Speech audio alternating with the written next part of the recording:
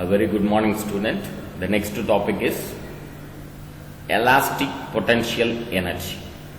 Elastic potential energy. Already we have learned in previous topic potential energy. What is meant by potential energy? Energy possessed by an object by virtue of its state of rest. So energy possessed by an object by virtue of its rest is nothing but potential energy. Now this is elastic potential energy. What is meant by elastic? The name elastic, definition of elastic is nothing but the object regains his the original position after removal of deforming force. Once again repeat, elastic means the object regains his the original position after removal of deforming force. Now let me discuss about this elastic potential energy. When a spring is elongated, the object is nothing but spring. When a spring is elongated, it develops a restoring force. The potential energy possessed by a spring due to a deforming force which stretches or compresses the spring is termed as elastic potential energy. So once again repeat, when a spring is elongated, so stretch the spring, what happens is develop a restoring force. What is meant by restoring force? When we remove the stretched string, the string which is moved towards to initial position by the help of the restoring force. The potential energy possessed by a spring due to the deforming force. What is meant by deforming force? When the force applied on a spring, the formation of the spring or shape of the spring will be changes. The changes of the shape of spring is nothing but deforming. So due to the force, deforming the shape of the object due to the force is nothing but deforming force. So the total potential energy, the potential energy possessed by a spring due to a deforming force which stretches or compresses the spring is termed as elastic potential energy. So this is the 2-mark question. Note it down, children. The potential energy possessed by a spring due to a deforming force which stretches or compresses the spring is termed as elastic potential energy. The work done by the applied force against the restoring force. Work done by the applied force against the restoring force of the spring is stored as the elastic potential energy in the spring. The next point is, consider a spring mass system.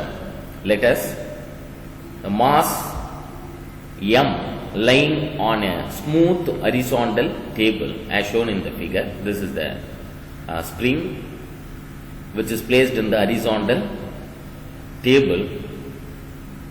Here x is equal to 0. So the initial position x is equal to 0 is the equilibrium position. One end of the spring is attached to a rigid wall.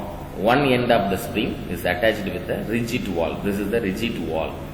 This is the rigid wall. One end of the spring attached to a rigid wall and the other end to the mass. So this is the mass.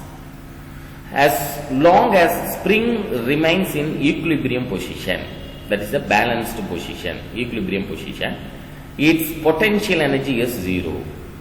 Balanced position means potential energy is 0 because the force acting on the spring is continuously means its potential energy is 0.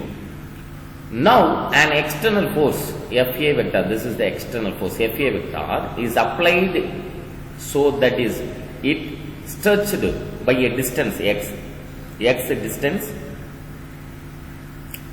in the direction of the force. So Fa vector is applied so that it is stretched by a distance x in the direction of the force.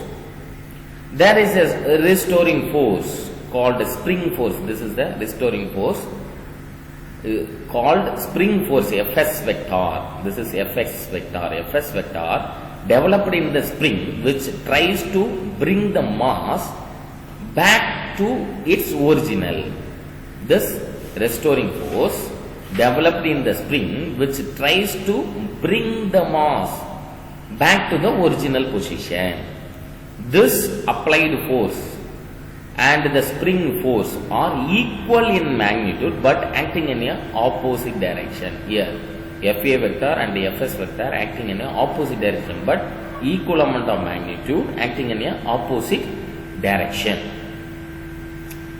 Now Fa vector, which is equal to minus of Fs vector, because acting both the force acting in a opposite direction. That is why Fa vector is equal to minus Fs vector.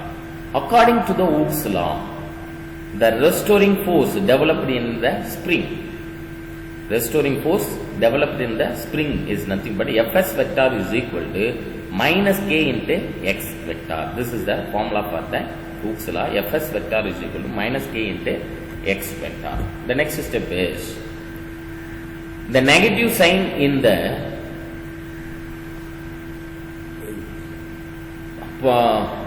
pressure implies that the spring force is always opposite to that of displacement x vector, and k is the force constant.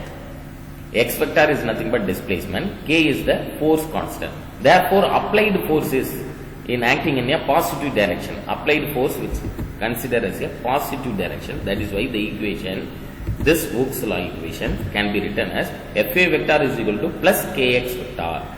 The positive sign implies that the applied force in the direction of the displacement x vector. The spring force is an example of variable force as it depends on the displacement x vector. Let the spring be stretched to a small distance dx.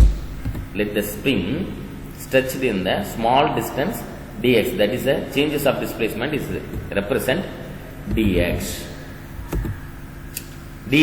vector. The work done by the applied force on the spring to stretch it by a displacement x vector is stored as elastic potential energy. Already we know the formula for the potential energy. U is equal to integration of Fa vector dot dr vector. Here substituting the limits. So initial position 0, final displacement position is x, 0 to x, modulus of Fa vector and modulus of dr vector into cos theta. Now integrated this term, integration of 0 to x, Fa into dx cos theta. The applied force Fa vector and the displacement dr vector, that is here dx is as changes of displacement or the same direction, as the initial position is taken as the equilibrium position or mean position, x is equal to 0. So initial position x, because the spring it is not moved, that is why the x is equal to 0. This is the lower limit of the integration. So u is equal to 0 to x. What is the value of f? F is nothing but kx. Here this f is nothing but, already we know the value, f is nothing but kx. Just substitute the value, f value kx, then we will get kx into dx. So the constant it should not integrated, cannot integrated. So remove the constant term. U is equal to k into x into dx. Integration of x into dx is nothing but, this is one formula. Integration of x into dx is nothing but x square divided by 2. Then apply the limits 0 to x. Just substituting the limits, upper limit minus lower limit in this x term. X can be replaced as again x square divided by 2 minus 0 square divided by 2. So 0 square divided by 2, anything is 0. So remaining term is u is equal to 1 by 2 kx square, 1 by 2 kx square. This is the potential energy, elastic potential energy. If the initial position is not a, and if the x is equal to 0, if suppose initial position is not x is equal to 0, x is not is equal to 0, and if the mass is changed from position x1 to xf, mass is changed from position x1 to xf, then the elastic potential energy. How will you calculate the elastic energy? Just substituting the final displacement and initial displacement in this x square term. So can be written as u is equal to 1 by 2 k into changes of displacement can be calculated by xf square minus x initial square. X, that means final displacement square minus initial displacement square. From the equation 4.24 here, 4.24 and the equation 4.25, we observed the potential energy of the stretched spring depends on the force constant, and the elongation or compression x. Thank you very much, children.